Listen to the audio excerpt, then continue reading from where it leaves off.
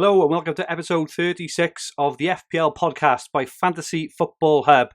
Gameweek 6 was a bit of a nightmare for the masses with many highly owned and highly captained options, including Mohamed Salah, failing to register any returns in a forgettable game week for many.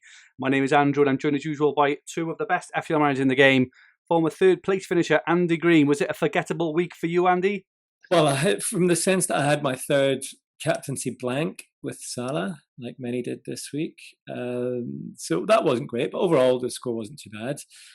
But I do have to ask Adam if he could answer the question why he's got some explaining to do. He's been bigging up Villa assets for weeks. And I check his team over the weekend and he's got none of them in his team. Wow. Okay. So, 6-time top 10k finisher, Adam Hopcroft. With no Villa, but you actually had a decent game week, I see, as well. Yeah, because I had no Villa, that's why. No Villa.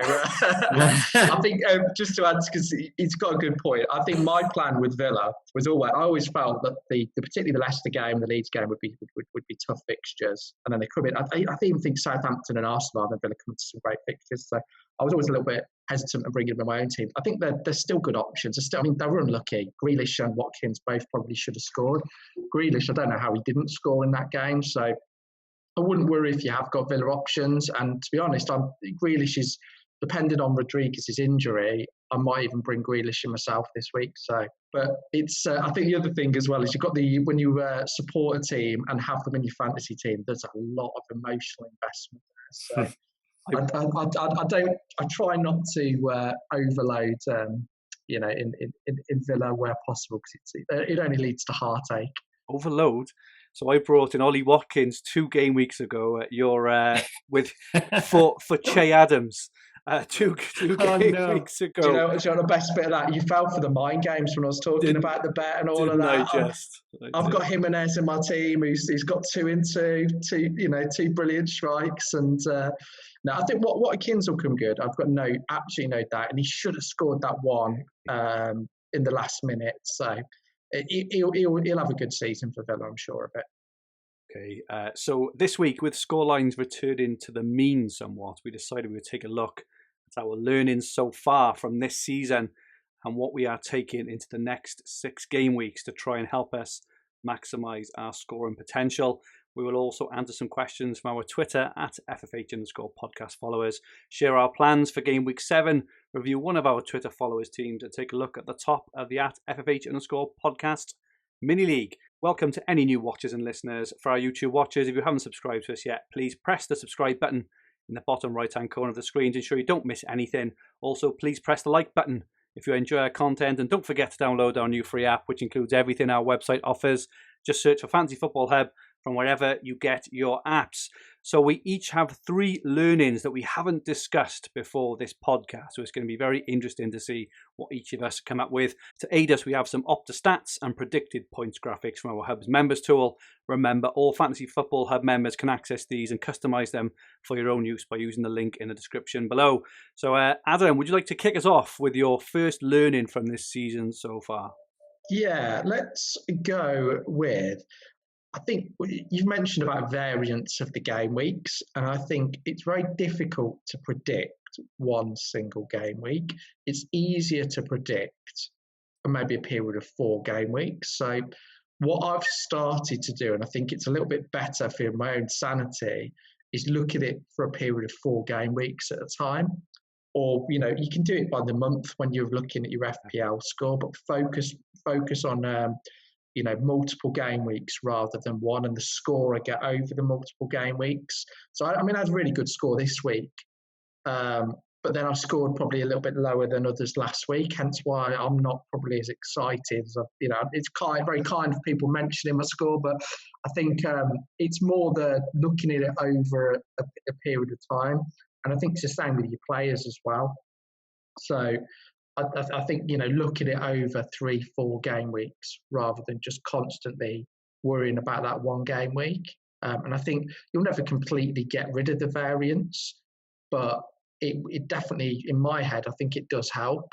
So that I think that's more about how I'm trying to play the game this year. So I think it takes away your the extreme highs and lows, which I think that can get people up and down. So for me, it's just look at 3-4 game weeks at a time. Use the monthly points calculator, and it's more fun as well. So in your mini leagues, if you've had a really good start, I think this is quite a good tip. So if you've had a good start and you're winning your mini leagues, then when you move on to the next month, start from scratch again and compete the next month, and then so you're not getting complacent. So for me, that's how I've started to try and play the game, and I think it's helped. I think you've mentioned this, Andy, in the past, haven't you, around specific players such as Aguero, rather than kind of looking at Aguero over one game week, look at him over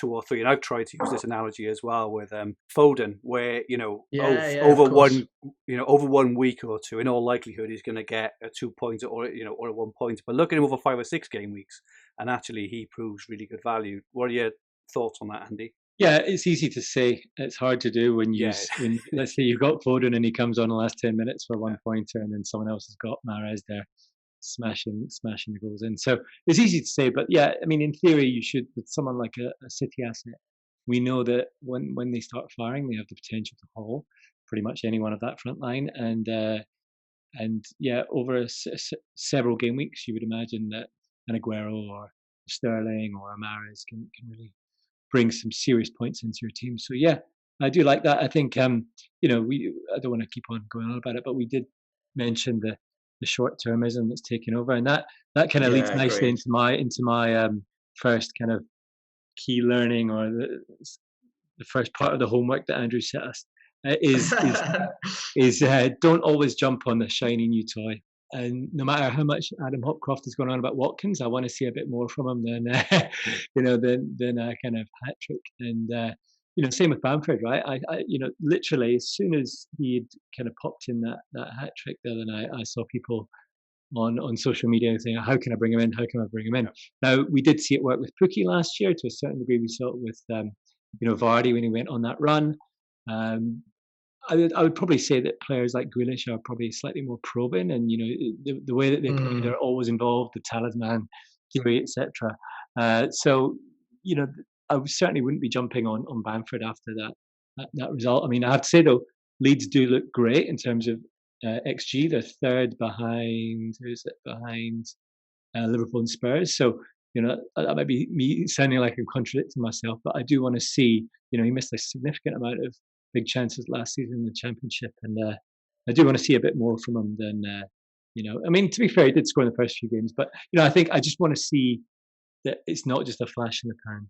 I think I get your point. It's not necessarily Bamford, is it? Because but I do see your point, because I think someone like Bamford, his actual non-pen XG on the season, he's right up there. But your point is absolutely spot on, because week on week there is a new shiny toy, isn't there? So and it's quite hard to decipher what are the genuine toys and what aren't. And Podence was the other week. I think there was a lot of interest and a lot of excitement around him. And he's had blanks ever since, basically. I think he's been unfortunate though, Podence. I think he's looked really, really good, and he's brought a lot of saves out the keeper. He's had a lot of shots on target as well. So I think it would have only taken one of those shots to go in his last 2, for example, for him to be worth it and be value. But I get your point. What about yours then, Fergie? What's your number one? So I think my number one is that Son is the new Salah.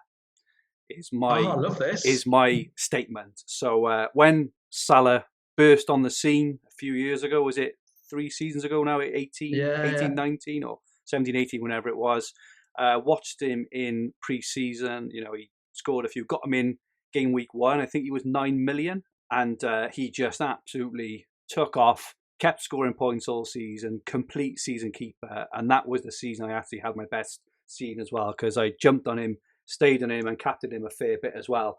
And I think that Son at his price, watching him this season, he had a quietest game against Burnley, right? But it's very difficult to play against Burnley, especially when you're coming in on the left. But I think Son, it was talked about last night on Sky after the match. They were saying that Son would get into any team in the world at the moment, and I agree. And I think if and they used the example of Liverpool, that if Mane get injured, Salah get injured, Son would be in there. Son would get into the Barcelona team. He would get into the Madrid team. He would get in any team in the world at the moment.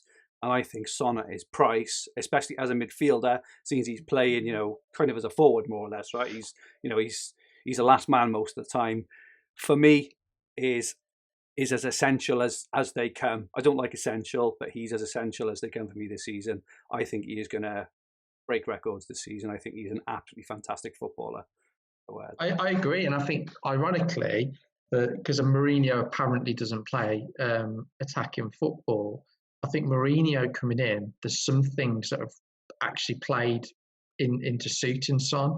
The counter-attacking style suits him perfectly. The fact he's dropped Kane back a little bit into that, into a deeper role has helped him. I think the other fact is that he's playing. He's playing every game. There was always an issue with Son with rotation. That's gone out the window completely 100%. Now. Him and Kane are the main men, and I think Son's always had a 200-point season in him, but he's always had spells where he's been sent off, he's been injured, he's been sent on military service. There's always been something, or Spurs have been drastically out of form. Completely agree, and I think both him and Kane are excellent options, and I think for anyone. I don't think anyone's essential, but I think at the moment, doubling up on them, it's hard to look past. Andy, as a Spurs fan, do you share my excitement with an enthusiasm about Son, or are you? The stats back it up as well. He's top with DCL and Mane for big chances. He's got the second highest NPXG. Obviously, doesn't take penalties. People will start to point out, if this continues, people will start to point out that he overperforms his XG, but Adam's discussed it before how clinical he is. He historically always outperforms his XG, just given the nature of his finishing. So no, I think he's the top in the Premier League over the last 5 or 6 seasons for overperforming his XG. I haven't got the stats in front of me, but it's over. It's about 30%. It might even be more than that. It's significant. So the XG argument for Son definitely doesn't wash. You're right. You're really right. You're right to bring that up. So I think that'll start coming out. People start looking at it if they don't own him, etc. I think the only risk to Son would be, if Bale starts to take some of those chances on the counter attacks. But Son's pace, and I wouldn't imagine Bale's going to play 90 minutes every single week. With the European games as well. So yeah, I think for the moment he's a sure pick in most teams, and if they don't have him, they're probably looking to get him. Okay, Adam, on to your second one. I think I would go for play completely without fear. So there was a quote in one of our hub group chats last night about the casual managers doing well. I don't really like the term casual managers, but I'm gonna. I think that was the quote to be true to it. And I think one of the reasons that maybe less engaged people maybe have done well is they completely, or in general, play without fear. They're not checking the effective ownership, but they probably even don't know where it is. Yeah, exactly. But there's not. They're playing without fear, and I think there's been times where in other games, Sky or other fantasy football type games I've played completely without fear. But then FPL, for some reason, I think particularly at times last year, I was looking at ownership, looking at effective ownership. But for me, it's about playing without fear and just not worrying about anyone else. So I can give you an example in what I had a good week, so it's quite relevant. Is I had Mane, I didn't have Salah, which is a lot of people that wouldn't do that. And I think the other thing is, last season I'd have captained Kane this week because I'd have thought, well, Kane's highly owned. If he does well and Mane does well, if Kane does well, then I'm guaranteed a green arrow. I just looked at it. I thought, who do I think is going to get the most points? And I just went Mane. And I think it sounds obvious when you think of it that way, but his ownership is really, really low. It's an opportunity, and I think just not worrying about what other people do, not worrying about. And I know we're in a game against each other, but there's so many players, and I think at this stage the ranks are quite close.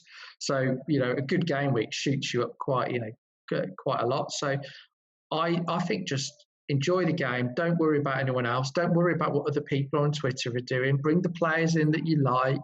Captain who you want. Have some fun with it. And I think you don't need to be putting in hours and hours of deliberating over decision. Come to your decision-making process. Read articles over the week, but don't obsess about. We did the whole video, didn't we, about obsessing about decisions? But a lot of the time you can overthink and overcomplicate. So for me, it's just take the fear and FOMO element out of it. You can't have every player. I would love to have Salah personally, but I've got Mane, Son and Kane. It's not an option at the moment, but there are other great options out there. So I think forget FOMO. You're gonna miss out on certain players because you can't have everybody. Yeah, I'm all over that, and that was my exact second point about falling into social media traps. Don't be scared to be different. And I've even seen some people on social media even using phrases like, I need to get to the template. Now have a think about what you're saying there, right? You need to get to the place where you have the same players as everyone else. So as the people who've already benefited from their points and are well ahead of you. Well, yeah. And plus, even if you do actually get there, right, and you're with the template, your rank is going to remain absolutely bloody stagnant anyway. Even if, if your players then do well, everyone's doing well. And if not, I'm not saying, ignore the template, right? Because a lot of players template for a reason in terms of their yeah, that's what I was going to say. The reason they're there. They are really good picks. But a lot of the time, the people who have built the template are also wrong as well, right? No one knows how to play this game. I'm going to use Calvert-Lewin as an example, who I haven't had, and I actually think that he's been a poor pick over the last month, right? Now this may sound a bit thing, right? But his last 4 scores have been 6, 6, 6, and 1. Now, if you ask anyone about who is the most essential player, who is the absolute, oh my God, I can't believe you haven't got him, I'm building my whole team around him. 19 points in 4 games. Don't get me wrong, he's a good price and he's decent value. I'm sure over the season, when his fixtures start off again, I think he will. But really essential, he's 56% owned, Calvert-Lewin. And over the last 4 weeks, Jimenez has scored the same amount of points as him. Mopai has got 1 point less. Ings has got 9 more. Werner has got more. There are so many players who've got more points. Agreed. And don't get me wrong, right? He's a good pick, and I'm sure he'll do okay. But it's this whole thing of this absolute must-have player. Look at Alexander-Arnold at the start of the season. He was number one, no matter whether he's 8.5 million, 9 million. I think we've mentioned it on here, right? As a season-long pick, yeah. He's untouchable. Everyone's off him at the moment. So I think I'm vitally agreeing with you, Adam. I think in terms of don't be stop the podcast here. Don't be what's yeah. Don't be sucked into it. Just go with who you think, right? So what we do on the Hub is we provide a lot of information, tools, and articles to try and help you as managers decide on who you want to bring in. We don't try and tell you who to bring in, right? So we'll say you must go for this player, and sorry, I'll get off my high horse. I think just on that, and I think it's fine to watch. We all listen to podcasts. We all read articles. A lot of us are subscribed to Hub, The Athletic, other site. That's fine because you're just getting in evidence and improving your knowledge to make a decision, like looking at stats. But just make sure it's your decision. You can factor in other people's views. Absolutely fine. But I think for me, just got to make sure it's you're doing what you want to do, not what other people say, and it could be, and I think there could end up being the person you go for is a popular pick, which is fine, but just make sure that you're bought into it and you're not just doing it because everybody else says it's a good pick. Okay, Andy, on to your next point. My next point was, and I didn't follow this at the start of the season, and I wish I had, was wait for premium teams, and I'm looking directly at Chelsea and Man City here, to hit form before you bring them in. So, I totally got sucked in by Werner's records, and Chelsea's kind of, end of season record in terms of XG and attacking potential. And of course, Man City, we don't need to comment on their potential, but obviously, De Bruyne getting that injury, and obviously Pulisic and Ziyech not being fit meant that Frank really didn't have his first team squad. So, they're still in my mind, but, I started the season with Havertz and Werner, and it did pay off. Well, eventually it has paid off for the very patient guys who held on to Werner. But really, I mean, he did score the 2 and got the assist there, but really it's been a lack of returns at his price point, if anyone still has him. So yeah, I guess with and it works to start the season, or even right now, I'm still waiting for Chelsea to get that form. They've obviously got Europe this week, and we'll see how they perform there. Potentially Ziyech starts that game. So wait for these kind of, I wouldn't say premium players, but more the teams, because if we look at the kind of XG table of teams this year, of course you can get one outlying player who just scores all the goals for the team and no one else does. But it's unfamiliar name. I mean, obviously we've got Liverpool and Spurs up there, but we've got Leeds, Leicester, Villa, Southampton. We didn't expect to see these names at the top of the XG chart. And City and Chelsea are kind of lower than I thought they'd be at this point in the season. But, that's what I said, that's my kind of second, and I think it would have allowed me to have a stronger start by following that rule. I think it's a good one. It's almost, I've heard someone say this before, but you're almost better to get on the right player a week late than the wrong player a week early. Sounds really obvious, but I think if you're unsure, like you've said, particularly when you're investing huge sums, you want to make sure that team is informed. So if you wait a week, I don't think that's a bad idea. I think it's a good point. I mean, I nearly went. I remember we were talking last week. I was looking at Aguero, thinking, "Here we go, shiny new toy, shiny old new toy." Let's be honest, and a premium team, and I was so close to bringing him in, and luckily I went for Kane instead. But that's the warning in itself there. And that's against the two of the rules: the shiny new toy and the premium team that's not in form as well, Andy. Yeah, exactly. Okay, Adam, what about your third and final point? Oh, this is a controversial one. This is so. Well, I thought we'd go. Well, it's controversial because I think everyone obsesses about it. Forget team value; it's not important. And I think the reason I say this is like the amount of people that obsess about the price rises, that obsess about getting people in. I think it leads to bad decisions. So I'll give you an example here. I've made a bad decision around this. So and I don't think it's ultimately cost me that much. But when we were going into the international break, I knew I wanted Kane and Son, so I moved quite quickly on it. And then obviously to maximise on prices, really, that's why I went early. And then KDB ends up getting injured, and then I'm down to a -8. Then I just think I think at times when you 0.0, I get it. And you're 100% sure of your move, of course, that makes sense. But I don't think, you see there's quite a lot of people that are high up that have got low team values. I just don't think it makes that much of a difference. Points are more important. But the way I see a lot of people act, it's about catching that 0.1 rise. And I think for me, this year in particular, there are so many options.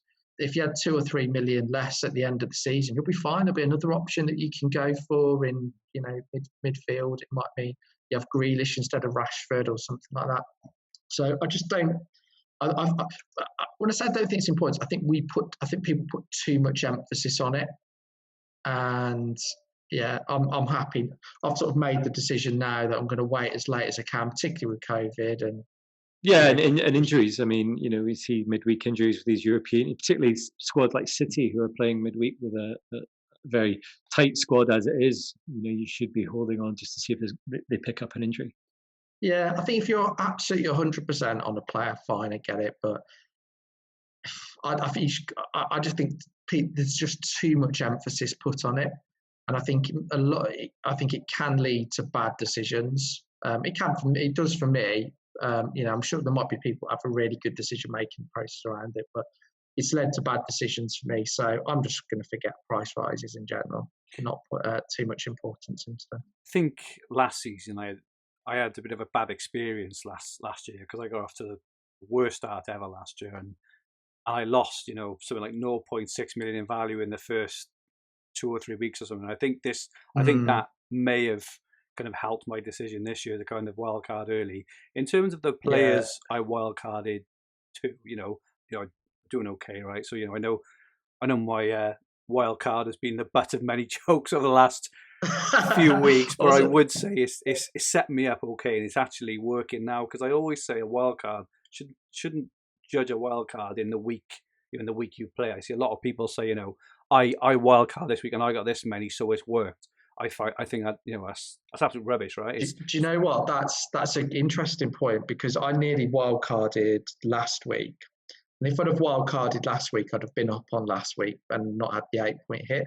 But with the points this week, I'd have been significantly down. So you're absolutely right. It's judging it over a period of time, isn't it? It's a structure change, right? It's the whole dynamic of your team should change on a wild card, because if you're not going to change the whole dynamic of your team, then there's no point in wild carding. So this is why I thought, it's important to actually kind of do it there, and where it comes with the with the value that it does obviously allow you to get off the dropping players, get on the climbing players.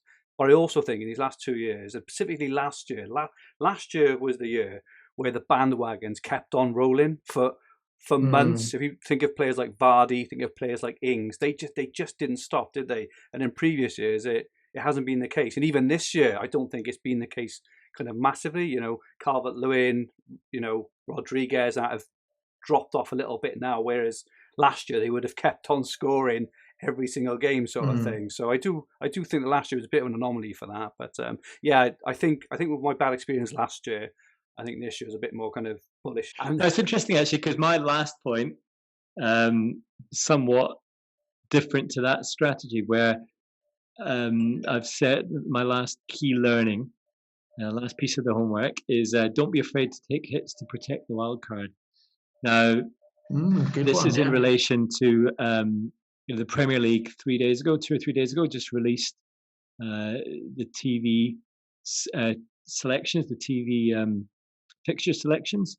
And so Ben Crellin, the double game week man, we should call him that from now on, is he's predicting that if they've released these three days ago now, then in all likelihood they will be releasing the December TV fixtures, and therefore in the same pattern, and therefore we will know the blank game week and the double game week in 18 and 19. We should know them by game week 14 and 15. So, prior to this, we were thinking, all right, okay, we'll hold our wild card till game week 16, and hopefully we'll get some news, or we'll have a best guess. But it looks like we're going to know that fixture plan in 14 or 15. So, basis we know that, and what are we now? What game week? Quite a few game weeks in. I think, and Adam did it last week, I think very brave. I think with a -8, I think I'd have hit the wild card. But I've taken 3 hits, and I'm prepared to take another hit again just to protect that wild card, because I think the structure, the way it looks, and we're going to know the fixtures, it looks like, and the structure of the blank game week 18 and the double game week 19, it could be very, very powerful for the wild card this year. Okay, I agree with that. I think you're right.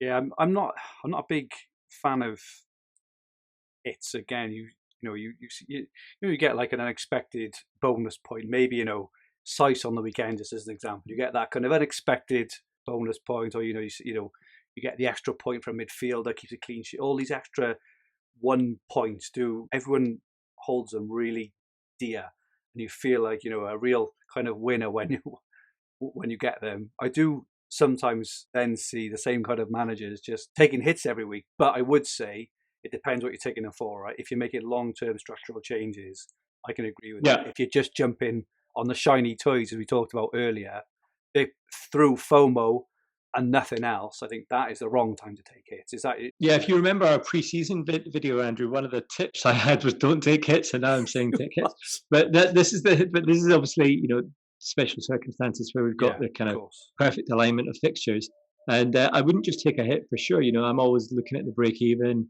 You always got that 4-point cost, and as we've seen, any player can not win in or get a bonus point this season. So for sure, I think it's got to be getting the likes of Son and Kane in who are on fire, or maybe a player's rising, so you get out of your price point or ability to get him in, or maybe you've quite simply got injuries or a red card that you have to kind of get your first team player in. So yeah, I'm not advocating taking hits just left, right, and centre, because I believe that would be like a death by 1,000 hits, where you're just taking hits all over the place, and you're like, well, it's okay. I've got a wild card. And meanwhile, you've taken 20 hits come game week 16. But I just think that if you can protect it, it's looking like we're going to know the fixtures 14 and 15. I think just quickly on taking hits, I think where there's high ceiling potential, it's fine. So last game week was quite a good one, where a lot of people looked at, if you'd have bought in Son and Kane for a hit, for me, that's just a no-brainer. You've got two players that can, and you've two opportunities to get that back quite quickly. You maximise on the fixtures as well. So I'm quite relaxed about taking hits for the right players, but I probably wouldn't have taken a hit to bring in Ollie Watkins or Neil Mopai or someone like that. I think the three, my -8, and I was very close to pressing the Watkins. You just dropped Watkins in there again. No, but I just don't think. I think I would just go for the absolute elite premiums when to maximise. So for me, my -8 last week, I bought in Mane, Son, and Kane. And knowing that I liked all of their fixtures but they were all, and I would, with the -8, I was very, very close to pressing the wild card. I think a -12 would have made me press it, and I sort of half regretted not pressing the wild card last week. But then now I think I've pushed past the point now where I'd be surprised if I use my wild card before 16 now, or before we know the fixtures at least in 18, 19. Okay, and my final one is more, it's not so much FPL related per se, but a lot of managers are having a tough time this season, I think. And myself personally, last year, we started this podcast last year, and I had my worst ever season, and it was very, very tough actually, because after I don't know, say the 30 game weeks I came on this podcast, and having to prepare it and host it and talk about FPL with such enthusiasm. Of those 30 game weeks, I probably had about 25 red arrows, and it's really tough then, when it's, if you think, every 50-50 you make, if we think of, I don't know, Watkins and Bamford, for example, if you went Watkins, over him, just as an example, you can feel hard done by and stuff. And last year, for me, it was really a case of every 50-50 went wrong, right? But a lot of seasoned, experienced managers this year are kind of having a tough time, and FPL is getting harder and harder, right? There's so much information, everyone's getting better, everyone is improving, so much content out there. 100k finish nowadays is probably the equivalent of a 10k finish a couple of seasons ago, right? So I would just say my advice from personal experience, I've had 61 this week, which is above the average. I think I scored 15 above the average last week, and I am just enjoying the highs while they are here, and just move on quickly from the lows, because the kind of way it is this season, the way that fantasy is going with this unpredictability, with all managers getting better and improving as well, it's just going to be so hard to reach those kind of upper echelons of ones that that we're kind of used to. And I just think just enjoy the highs while they're there, and if you have a bad week, don't worry about it. It's all in the lap of the gods. Every decision that everyone makes before the deadline is done with a lot of thought, research, etc. And if you think, would you really have gone back pre-deadline and made a different decision based on the outcome? Probably not, because you didn't know the outcome.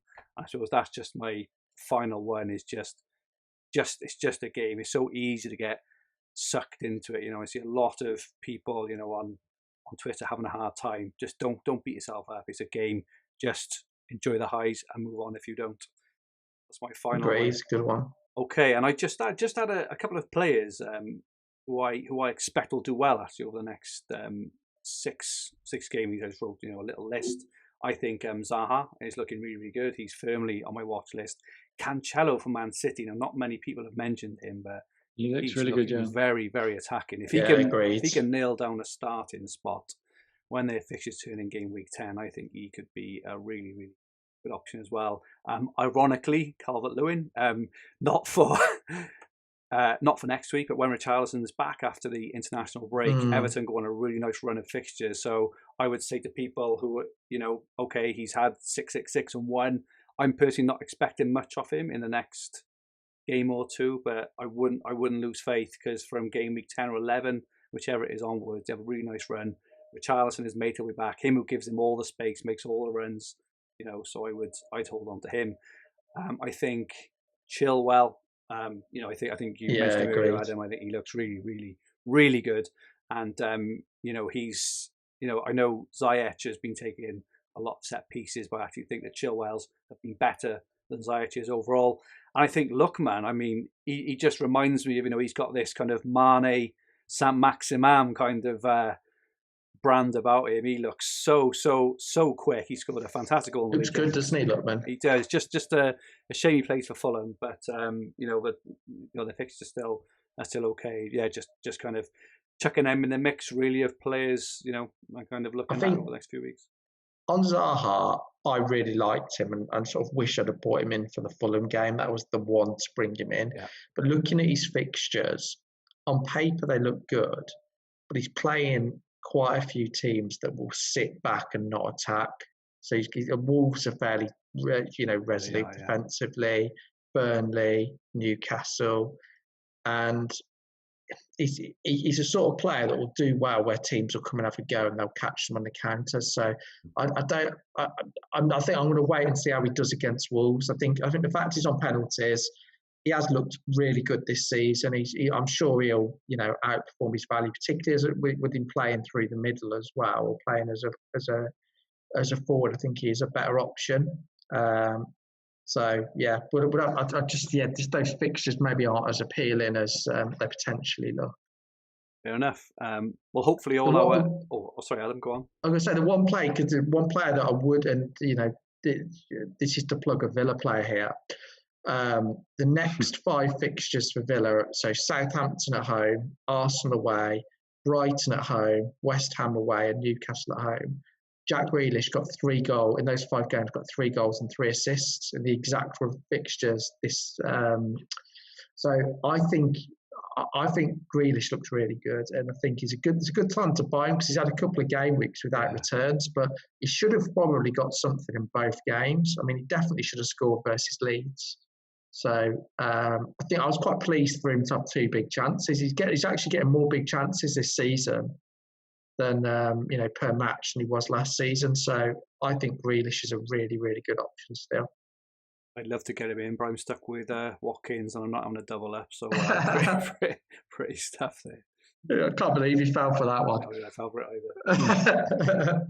Moving on then. So we had some community questions. These were about specific teams. We had questions from at the FPLT. How do we deal with Leeds assets? Fixture's not good for a while, but still a good value there. Who is best to get in, or should we hold off till their run is better? Andy, sorry to put you on the spot. I know you mentioned Bamford earlier. What are your kind of general thoughts on Leeds? Yeah, I mean, it's one of these things because we started off the season knowing that they came up with one of the best defensive records. So I think many people brought in one of their defensive options. We're a bit unsure how Bamford and Rodrigo, their new signing, would have fitted into the Premier League. I think Bamford looks like he's got that spot secure for now. I just don't know if we've I just don't know what I'm going to get every time I watch Leeds. They clearly got a great manager in there. Scholar of the game. We hear it all every time that they're on TV. The commentators rave about him. I mean, there's been some of the biggest surprising results have been Leeds. I will say that we talked about it last week. Some of the scores are starting to normalise now to what you'd expect. But I didn't expect them to hold out Villa, and equally, I didn't expect the 4-3 versus Liverpool in the first game. But let's just say the first 3 game weeks were an anomaly. I think that Leeds are starting to settle now, and in terms of fantasy assets, I still do like their defensive options, and not just from a clean sheet perspective. I think Ayling and Dallas are both very impressive. I think that Ayling obviously has moved into the centre, but I think he will kind of move back onto that wing spot or wing back spot. And I think although Dallas is probably the more likely one to be moved into midfield occasionally when they have a spot to fill. But nevertheless, the stats, if we go that way, Dallas is ahead on NPXGs at 1.37 versus Ayling at 0.66. And in terms of creativity, in terms of the assist threat, they're both kind of, Ayling's ahead at 1.07 XA versus 0.66. So I guess the double up is tempting. If I was, one of the wildcard drafts I was playing around with had the double up there. Risky, but tempting. So I do like Leeds as a squad, as a team.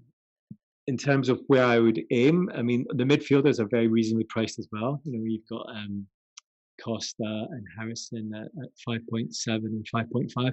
They all look like options. So for me, it's in terms of the attacking spots, I'm going to be waiting to see which one looks like the one to have. Does Bamford continue this form and we see another sub 6 million, or probably will be 6 million soon, striker rise?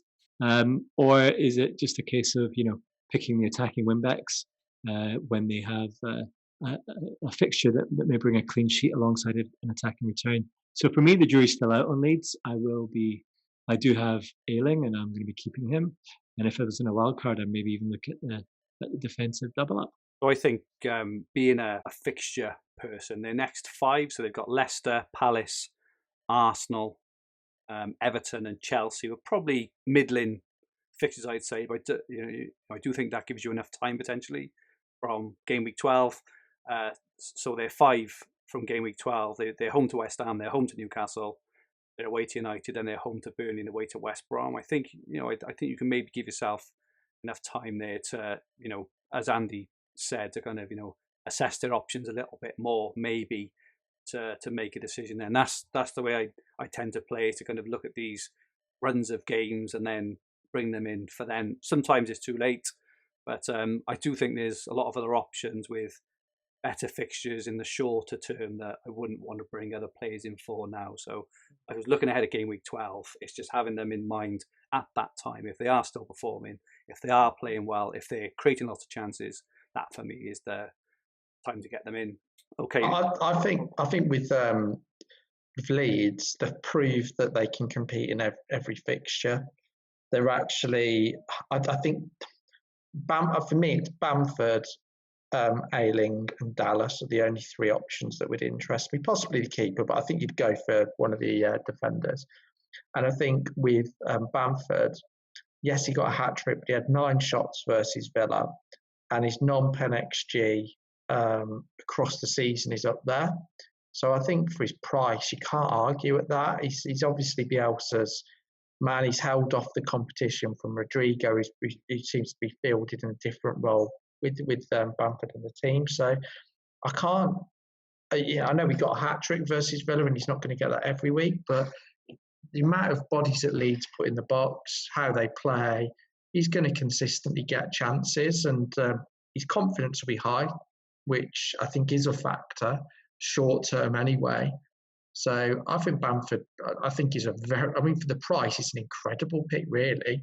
But I think if you look at, I think that sort of spot at the moment, we're seeing a few strikers. I think Che Adams has made a bit of resurgence.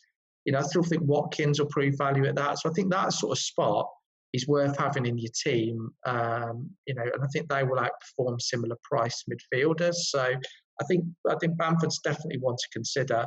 I think what Andy said about Dallas and Ayling, I think they're fine to play most weeks, to be honest. I think Ayling will probably continue at centre-back, so I'd probably go for Dallas over him short term. But I think they're capable of keeping clean sheets in a lot of matches. So, yeah, I think, and they've got the attacking threat. So I think for their price at $4.5 million, they're incredible value. So I think, yeah, no, I won't be too worried about these fixtures. And the next 5 in particular, you mentioned they've got Palace, Arsenal, Leicester, even Chelsea to an extent. They've all been attacks which are fairly blunt at the moment. They're not, they've been involved in a few of the lower scoring games recently. So I wouldn't be too worried about investing in Leeds. I think offer great value across the board. But let's say you got Kane in your team. Let's say you're on a wild card. I know you've probably thought about your team. So you got Kane there as one of your strikers, and you're probably, given the form of some of these strikers, you're probably going to be looking at 2 mid-price or maybe. So looking at Bamford, Adams, Watkins, they've all got very similar stats. They're 5.9, 5.8, and 6 mil. Which 2 would you go for? Which 2 would I go for at the moment? Assuming you don't have another kind of striker in there like Jimenez, but let's say you're going for Kane plus 2 sub 6 mil. I think it depends on the rest of my team. I think I'd be more likely to have Grealish because I wouldn't want to overly invest. So I think Bamford's the attacking option to own for Leeds. The way they flood the box, I prefer Bamford, for example, at the moment to Neil Maupay, possibly to Antonio because of his injury issues as well. So if I'm looking at other because I just think is that particularly with it potentially being a hamstring, is that going to keep persisting and we're going to so. I don't see any downside. I like Che Adams actually. I think he's working really well in the partnership with it. Yeah, it's a shame Antonio might be out now for a few weeks. Yeah, because that was looking like the perfect slot for Gameweek. It was, but I can't. I'm not saying I'm bringing in Bamford, and I will. I'm going to probably do Jimenez to somebody next week. But looking at it and from watching him the other day, I can't put an argument. He got a hat trick, I don't think it's a case of a shiny new toy here because his stats have mirrored up consistently. If you look at last season, he was getting a lot of chances. I don't think he's.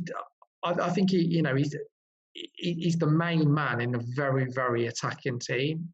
I don't see the supporting cast around him getting loads of goals. I won't be going for Costa or Harrison. I just think Bamford is the one to own. I think Rodrigo's looked okay and quite dangerous as well, but you'd go for Bamford over him. So I would consider him, yes, is the answer. I don't need to make the move this week, so I will consider it for another week. Interestingly, the player in that price range that's got the most shots in the box is actually Mitrovic. Yeah, 22 shots in the box. I think we mentioned Lookman earlier. I think Lookman is a better option, particularly at his price, than Mitrovic personally. What I don't like about Mitrovic is he gets a lot of headed chances, which typically have a low XG. So I find him quite similar to Maupay actually, in a way, is that not in terms of headed chances, but a sort of striker that tends to have a lot of shots but low value XG. I quite like strikers that get big chances. That's my, and I think both. I think Bamford had one against Villa, but he's generally known for getting big chances and high volume XG. And not taking them last year. Yeah, but I think this is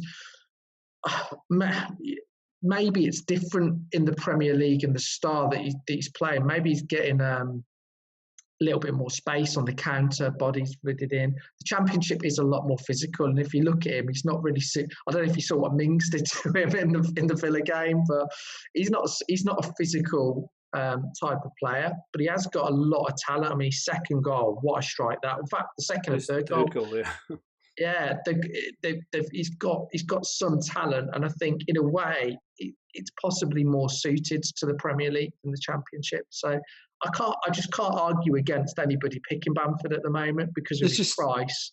Listen, it's a very valid point. I just think there's so many options in that 6.6 to 5.8 bracket. You've got Callum Wilson. You talked about big chances. He's got the most big chances, 7 so far. Yeah, Wilson. is on pens as well, right? So, you've got Wilson, Moppe, Watkins, Adams, Bamford, and Mitrovic, all as candidates in that. So, thank God I'm not on a wild card trying to pick one or two of those.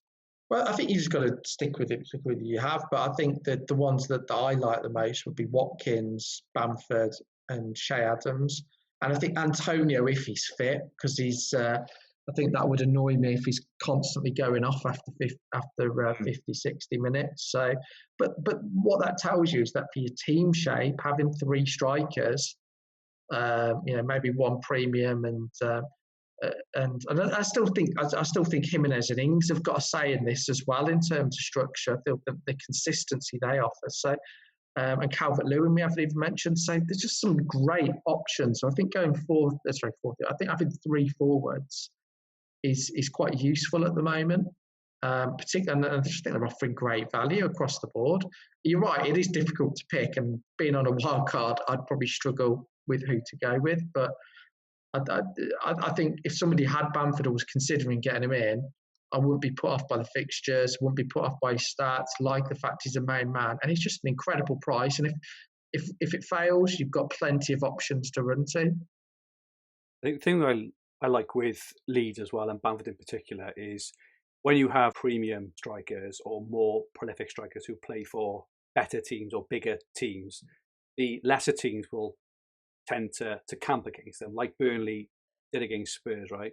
No one's going to camp against Leeds because Leeds are not the sort of team you would camp against. But I think that gives Bamford in particular a big advantage because, and this is maybe why we've seen players over recent years potentially such as Vardy, such as Ings, these prolific strikers from the mid sort of table teams actually do really, really well. Is the less teams don't feel like they have to camp against them, whereas against Man City, Liverpool, Spurs, Man United, teams just put 11 men behind the ball and play for 0-0, right? Whereas they won't do that against Leeds, Leicester, Southampton, etc. So I do think he has that advantage there, that he will always get chances because the teams that he'll play against will never just set a block against him. But Agreed. Touching on Antonio actually then, so West Ham, so at FPL Sauron says, from game week 8 onwards, West Ham defenders seem like a smart investment, but who to go for? So he says, Creswell, Masuaku and Kofal are all looking good, but lots of things to consider: price, quality, security of start, set pieces, involvement, threat from open play, etc. So West Ham defenders, Adam, what are your thoughts on West Ham defenders? Creswell all day long for me. I think I like he's been on set pieces. I think he got 3 assists in three games, not before, but he's just creating chances. And I think I think they're all good options actually at their price. But the good thing about those players is West Ham score a lot of goals. Most of their goals come from crosses. It's a Moyes team. And I think because of that, and I think even if Haller comes into the team, it's still going to be the same. So I like Creswell. The quality of his delivery impresses me. I think he's quite good on BPS as well. So he'd be the one that I would go for. The only worry you have then is if West Ham change shape, but which they could do. But the only other one to look at, I think, and he really passes the eye test, is Masuaku. He's had 5 shots already this season, and he just floats into the middle there. And he's quite trigger happy. So yeah, he's not an assist machine. Although his XA's up there, he's created as many big chances as Cresswell has, but so the stats don't agree with me there. But I think in terms of XG and he passes the eye test for me. I find with Masuaku, he seems to be in the team and then out of the team for a long while. Because I remember I think it was the start of last season potentially, even the season before. He went on a really good run, looked very attacking, and then you didn't hear of him for 6 months. That's my only thing with Masuaku, is he's just as likely to score a goal as he used to be dropped. I think he can be a bit of a liability defensively, can't he, at times? But he's very, very skillful. Actually, he makes good runs, exciting sort of player. I think I'm on Creswell. I would also add there that he scored a couple of free kicks over the last couple of seasons as well. So he's always got that in his in his locker as well. And whether Antonio is fit or not, if he's on corners, on free kicks. He's got Soucek and Haller's head to kind of aim at. I think he's the premium option. I think at 5 million from game week 8 onwards, I think he's the best option as well. I agree with that in there. And final question off at FPL Mintzberg: is there a case from staying away from the Man City attack until they find their rhythm? Attacking output has dipped compared to last year. So Andy, come to you first on this one. Well, this was actually one of my topics for the week. In saying that, City are 2-0 up in Europe, I think, at the moment. But certainly. The interesting thing with City, this is probably over the last 3 years, I was thinking about this is probably the easiest time to pick their starting 11, isn't it? Yes. Because simply they don't have that many options. Pep Roulette is somewhat out the window or limited for now. I mean, what's going to start? Liam Delap or, one of those kind of youth academy players? I don't know. Who knows with him? But, I think it's an interesting one because, yes, they haven't hit form. De Bruyne is back, playing tonight. So, yeah, I mean, to answer the question, I would certainly wait on them, but it's so tempting. I just think of the potential there. To just get an early jump on them. I've got Sterling in my team. Very disappointed with his output. Fixture wise, you're Mr. Fixture man. Sheffield United did, but then they've got Liverpool and Spurs. So, game week, people have been talking about this shift in fixtures between Spurs and City. So game week 10 looks like the fixture time to switch. Although I think Spurs and Man City are fixture proof to a certain degree when they're both firing.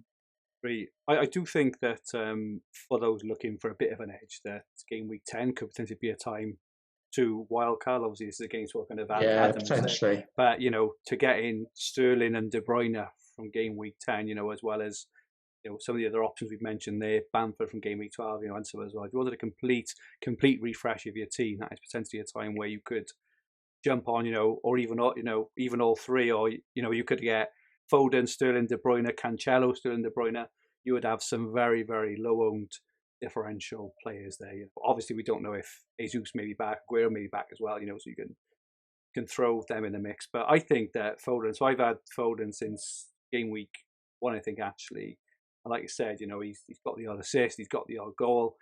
I personally have Foden in all season. I'm planning to have him in all season because he just gives you that little bit of City cover, as he did this week and last week. Even when City, he got the assist for Sterling's goal last week, where he shot, it was saved, and Sterling scored it. Obviously, scored the goal this week. It's fortunate in a way, but it's not in a way because we know that Foden is in the box with the other attackers and will get his fair share of points as well. So I think at 6.5, I think that Foden is a season-long option. He's always there. So I only now have to, in game week 10, put in, for example, Sterling or De Bruyne, and I've got double Man City attack.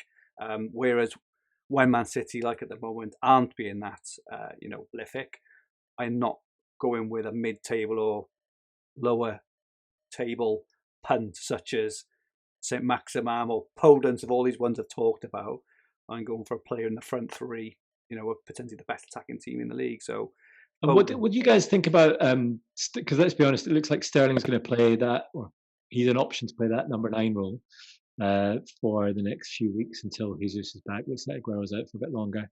Do you think well, let me ask it a different way. Would you prefer Sterling on the wing, or would you prefer him playing through the middle? So tonight, he's been playing on the right. Well, I think tonight he's been playing on the right, and Ferran Torres has been through the middle. So yeah, he's got on the left. Yeah. So yeah, I think they have. I think Sterling's better out wide personally. But then didn't he play through the middle versus Liverpool, and they beat them 4-0? Was that right? Pretty sure he did. I think he was unlucky on the weekend as well. He had a couple of one-on-ones, didn't he? He's just scored this minute in Europe in the 81st minute, Sterling, so they're 3-0 up now. But yeah, I think he didn't return this weekend, but he had that one-on-one, didn't he? Absolute clear one-on-one where if he'd have scored it, I don't think we'd be having this conversation really about is he worth it. He would have just ticked along, got you, kind of a 9-pointer or 10-pointer.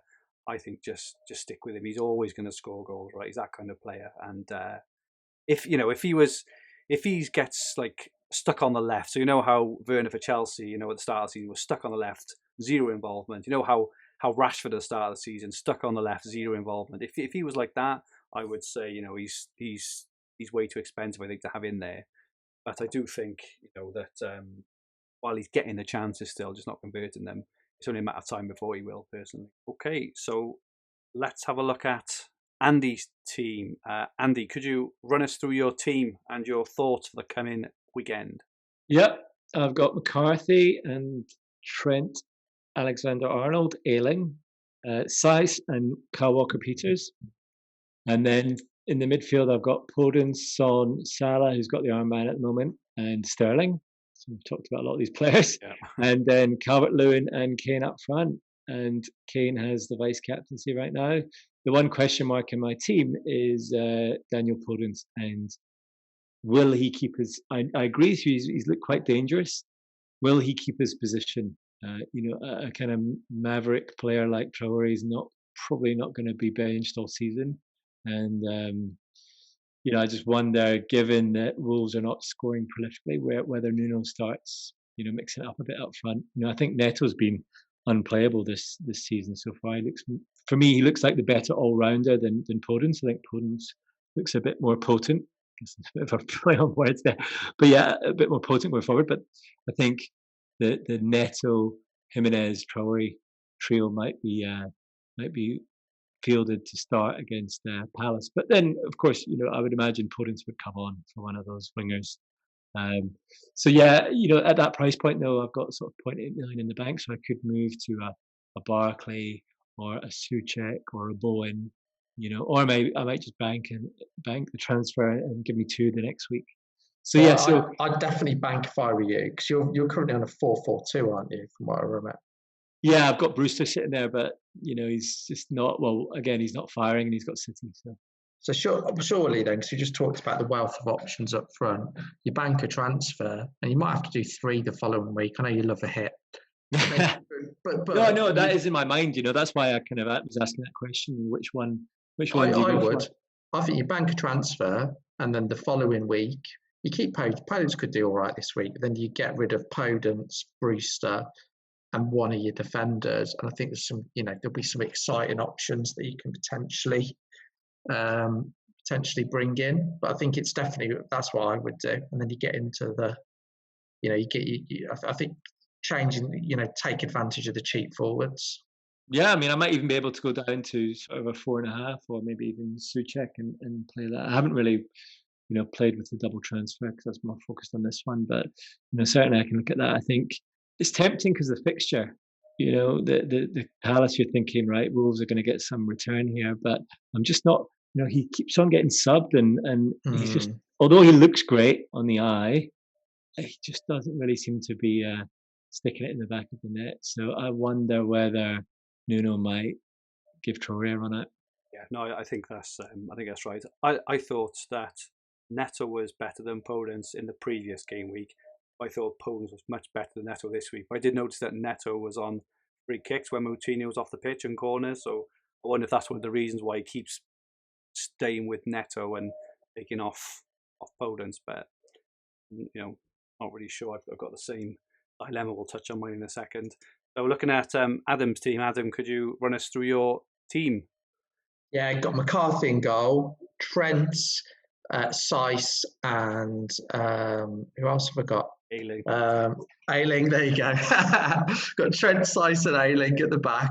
And then in midfield, I'm going for Mane, Son, Foden, and James Rodriguez. And then up front, Calvert-Lewin, Kane, and Jimenez. I think the plan for me this week, I've got 2 free transfers as well. So I don't think, it depends on James Rodriguez. If he's injured, I might swap him for Grealish. If he's not injured and he's fit, which hopefully he will be, I'll have to, I will use the transfer somewhere. I mean, the other options I could go Trent to Chilwell. Don't know if I really want to do that. I think that's probably not the week to do it. I could I could potentially swap Ferguson for Kilman, which would be, doing something with the transfer. Also, I could do steer to Forster. So it just means I've definitely got a playing keeper. So I'll use a transfer this week, but you seemed a bit unsure with the goalkeeper transfer. I think it's a good opportunity to move Bissouma to Soucek. Personally, I know it's not 0.3 or 0.4 whatever it is, but I think he could be a really nice. I don't have the funds in the bank, unfortunately, and I really want I want to save 2 transfers for next week because that's fair enough. I think there's an opportunity to get rid of. I might even do 3 transfers myself next week, but I think there's an opportunity to. There's some good defenders from next week. I think we've mentioned Creswell. Yeah. Potentially Chilwell will be a good one. So there's a few defenders I've got my eye on for next week, and I think also it might be the time to move Jimenez on. So I think I probably want to take 2 into next week. So I like Bissouma as well. He's just I'll tell you why I like him, because I know I'm going to bench him every week. I've got no headache with him. He'll get me the odd 2-pointer. The problem with Soucek, I think you have to start him. I just think he's a good point. And so he could allow an extra premium if I bring him in next week. I wouldn't rule that out. So yeah, I think team's fairly well set up. I'm going to captain Kane. I think with Brighton, I think they allowed Everton to score. Was it 4? I think. I know defensively the stats look okay for them, but they did for West Ham, and I think they're letting in every shot on target. So if Kane has 3 shots on target, he's guaranteed a hat-trick. So I think it's hard to look past Kane this week, personally. I think I have considered Mane, but I think West Ham have been fairly resilient in general, and I think they'll make it difficult for Liverpool. Fair enough. And finally, moving on to my team. So I've got Martinez in goal. I've got Saiss. I've still got the Liverpool double up of Robertson and Alexander-Arnold at the back, which we'll probably see. This may be the last week we see them, because I'm probably going to release some funds next week. I'm probably going to keep Robertson, even though it was Trent who nearly got the assist on the weekend for Saiss. I think Robertson in general is being moving far more forward. He's in the box, set pieces. I think I still think he's going to be a fantastic option the rest of the season there. So my kind of plan, not this week now, but next week, is to probably put Alexander-Arnold down to Creswell, I think, for game week 8, mentioned earlier. Saves me a couple of million to push up field. My midfield at the moment is Foden, Son, Fernandes, who's my differential at the moment, which seems quite strange to say to everyone else's Mane and Salah, etc. And I do have Podence as well.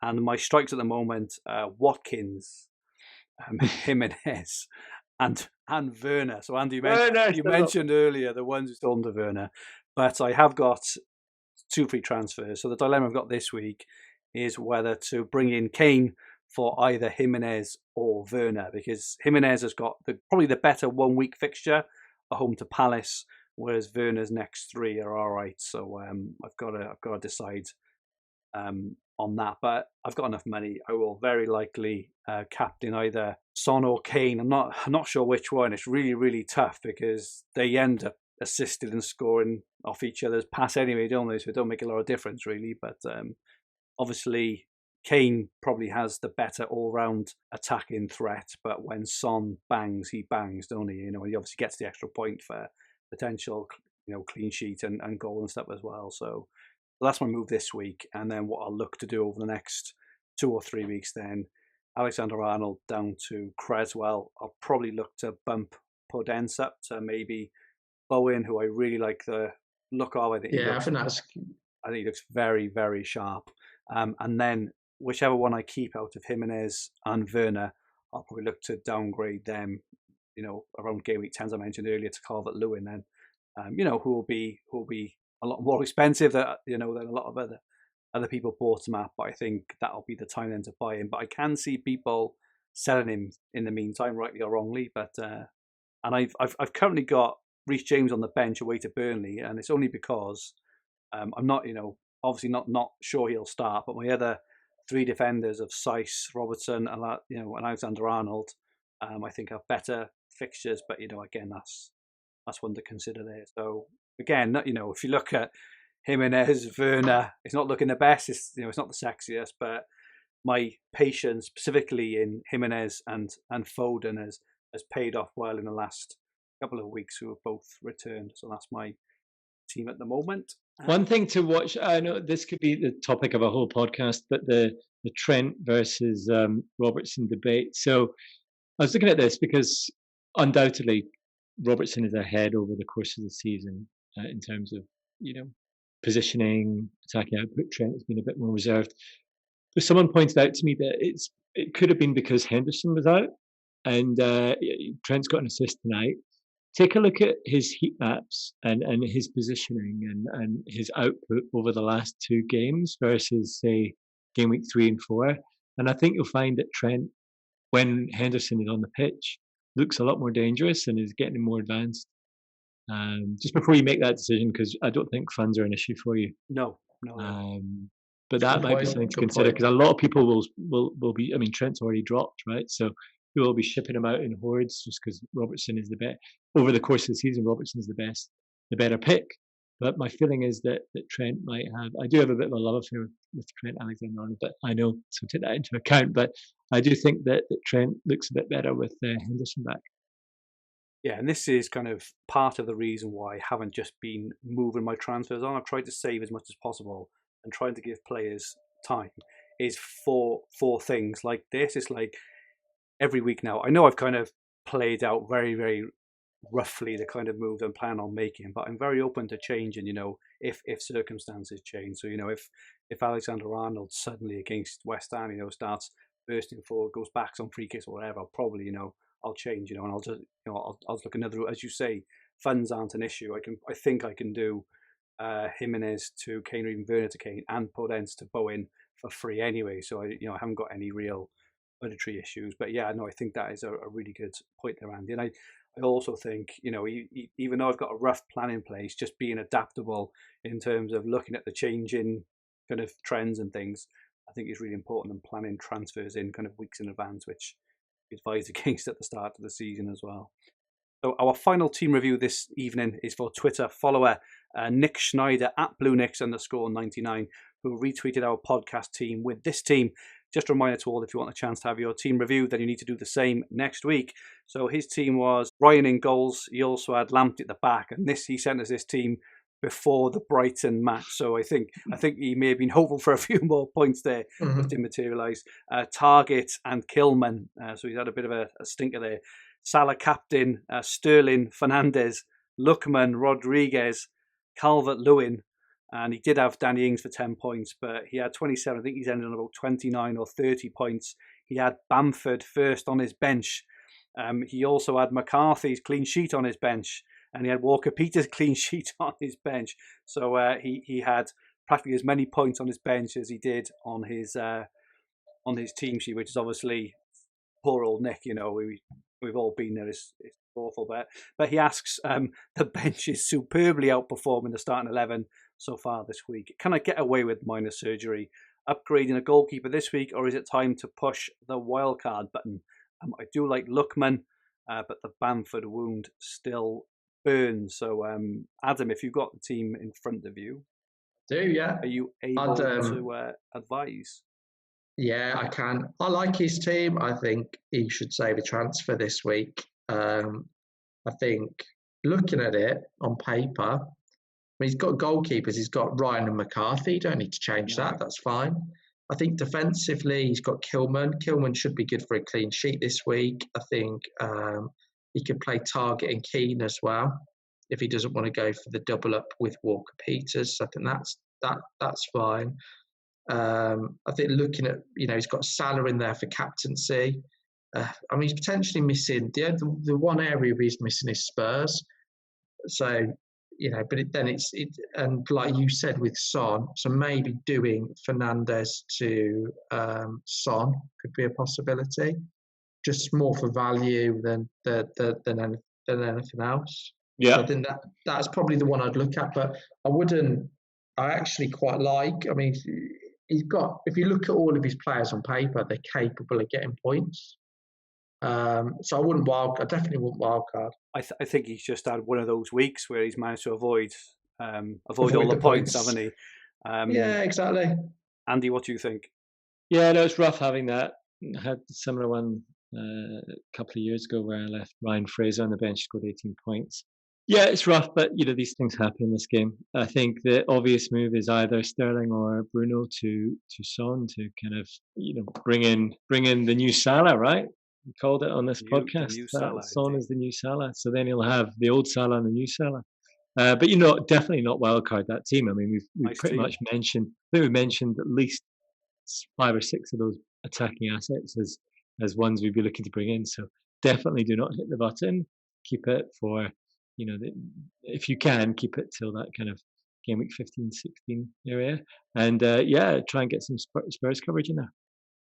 I would be tempted personally, not sure if he's got any funds in the bank or maybe, a couple of moves, but I'd be more tempted to move Rodriguez up to Son personally. I don't think you need Rodriguez and Calvert-Lewin at the moment. I don't think you need the both of them. They said, I know their fixtures turn from game week 10, but I'm not even sure you need both of them then. Son is he is the option at the moment. So, obviously either Andy or, Andy and Adam said Sterling or Bruno, I prefer to stick with those if you can and move Rodriguez up personally, but each to their own. So hopefully that has potentially helped you, Nick. But I think we're all agreed you need to get in Son because he is the main, and the next 2 fixtures are probably as plumb as they get. Home to Brighton, away to West Brom. So good stuff there. Hopefully that has helped you, but don't press the button. You've got a decent team. You've just had an unfortunate week, I think, there. Okay, and finally, we're going to take a look at the top of our @FFH_podcast mini league. Make sure you join our FPL Podcast mini league. There will be a prize for first place, including a guest appearance on our first preseason podcast of next season. The mini league code is LV24ZG, or our YouTube watchers can join using the auto join link in the description below. So the top 10, in 10th place we have Saurab Magodia, in 9th place Malek Al Musa, in 8th place Noor Bujalea, 7th place James Dayton, 6th place DT, 5th place Lou Banks, 4th place Les Brand, 3rd place Wilmore Peterson, 2nd Ollie Rantana, and 1st, same as last week, Tony Scarpenhead, who scored 54 this week. So his team, he's got Lloris in goals, obviously got that really nice 9-pointer against Burnley, Alexander-Arnold, Saiss and Lamptey. He captained Salah, so, didn't have the best captaincy option there. He's got Son, he's got Rodriguez, he's got March, who I think is a lovely little pick in there because he's having a really good season. Obviously, he only scored the 3 yesterday, but I quite like that as a pick. And he's all got a front 3 of Kane, Jimenez and Calvert-Lewin, so it looks quite nicely set up there. I think we said last week, I haven't checked this week, but I think we said last week he's in the top 1,000. So to have that team and me in the top 1,000, you are looking good there. The only probably lack, I would say, is any Man City, but I'm sure you have a plan there for those. He also has Button, Walker Peters, Justin and Stevens on the bench. So very well done to everyone who's made the top 10, and especially to Tony Scarpenhead, who is having an absolute belter of a season, 451 points. So many thanks as usual to Adam, Andy, and to our loyal watchers and listeners for their great questions and comments. We really do appreciate it. Andy, where can people get hold of you? On Twitter @FPL Fantasy Guide. And Adam, where can people get hold of you? Twitter Hopcroft13. And my Twitter handle is @Fergie222. So this video recording will be on the Fantasy Football Hub YouTube channel, with the podcast versions available on all major podcast platforms. If you like what you watched, please press the like button and remember to subscribe to the channel in the bottom right hand corner of the screen. If you enjoyed your listen, please rate the podcast and leave a comment. It really does help us increase our rankings. Our handles on Twitter, Instagram and TikTok are @FFH_HQ, and our podcast Twitter handle is @FFH_podcast. So please follow and feel free to ask any questions. Our website is fantasyfootballhub.co.uk, where you'll find everything you need for fantasy football all under one roof, including players comparison tools, the fixture ticker, Opta stats, top player team reveals, a points prediction tool, and much, much more, all of which is on our new free app, which you will find wherever you get your apps, searching for Fantasy Football Hub.